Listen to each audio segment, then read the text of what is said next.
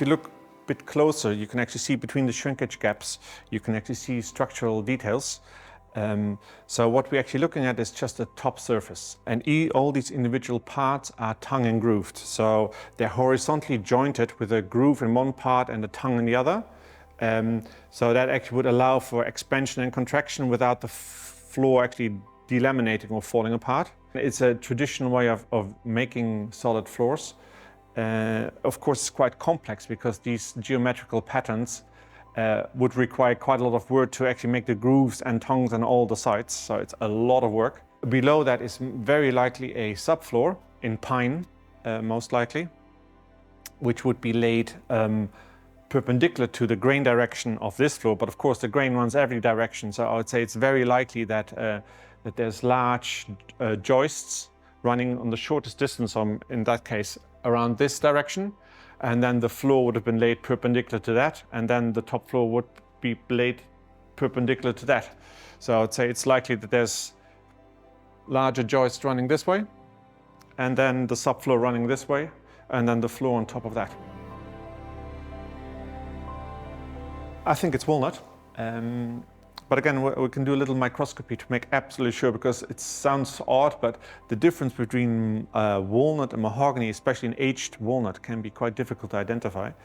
I also think that this could even be American walnut, so a Juglans nigra, which is the botanical description of it, which is different from European walnut, which is Juglans regia. And I think it's American because it's quite coarse in its grain and it's very uniform in its color. Now, it's not just the uniformity of kind of the patination or the oxidization that happened, but you can see the grain is very, very uniform, and that requires a tree to grow fairly fast and very, very regularly. So that would mean that the climate is pretty stable. There's also some other timbers here. I think this is maple on the middle. You can also see how it's worn, because the star in the middle is slightly proud, or it actually protrudes through the floor. If you look over it with kind of raking light, which indicates that the timber is a lot harder, and maple is a lot harder, so therefore it wears much less than that. The reason for the contrast would be that the choice of the walnut, of the timber, was made that way. So walnut generally comes not in very wide planks, and there would be quite a lot of color differences, especially in the area when it's getting close to the sapwood. So whoever laid this out purposefully chose different colors in different areas. So again, the inner part of the octagon was, as you can see, is much darker, and then the border for it is a lot lighter. So most likely they used a lighter wood to emphasize this shape, and maybe also give it a bit more depth. Walnut also, especially, there's some pieces that have a wild grain there, can be very wild in grain, and that has an enormous amount of reflection. And I would say it's not a coincidence that that particular piece is right in front of the window. Downside of walnut is it's very popular with wood borers. General wood borers, or in this case, furniture, the common furniture beetle or Anobium punctatum is particularly keen on walnut. And it's in their top 3 on their menu list.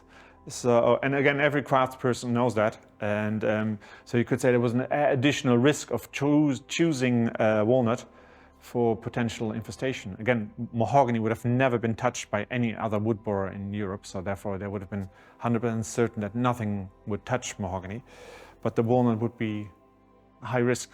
And there's not one flight hole on this entire floor. And walnut has a very large area of sapwood, so that's the outer area of the tree where the sap, so the waters and the nutrition, actually travel up and down to and from the leaves, but also down to the roots.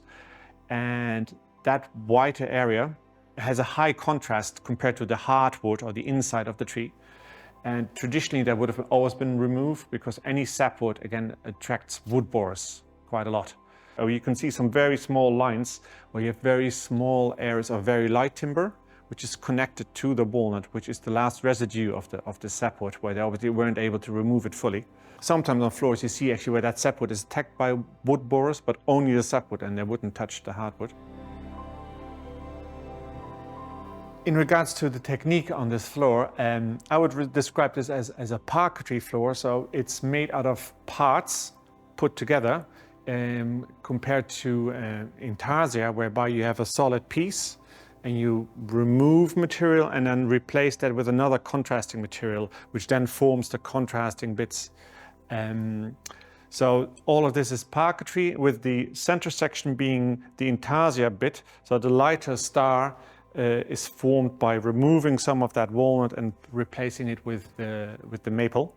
This floor is very similar to a floor which is now lost during a fire. In 1974, a large fire destroyed actually another floor very close to here in Powers Court house. It's very similar. It's the same county, most likely the same material. I mean, judging from the images we have seen, it's the same architect as well. So it's very, very likely that there are similarities there. Most likely they would have laid this out in advance to make sure, because you can imagine if you make somewhere a mistake, it would have large consequences. So every part, I would say, was most likely fitted in a place. So let's say this octagon was possibly made as an octagon on a bench, and they would have jointed them all, because all angles are slightly different. If you would actually measure this really accurately, there's always 1 or 2 degrees difference between them to make it actually work. What we want to establish is the thickness of the floor. Now, it's also nice to see that none of this is actually really connected. So you can actually see all of this actually moves. It's the bottom of the tongue. And there's no dust in it because Mercedes did such a great job in cleaning the floor. And you can push it actually back now into that position. So these gaps were created by just pure shrinkage of all the timber. So this timber shrank about 10% in this direction.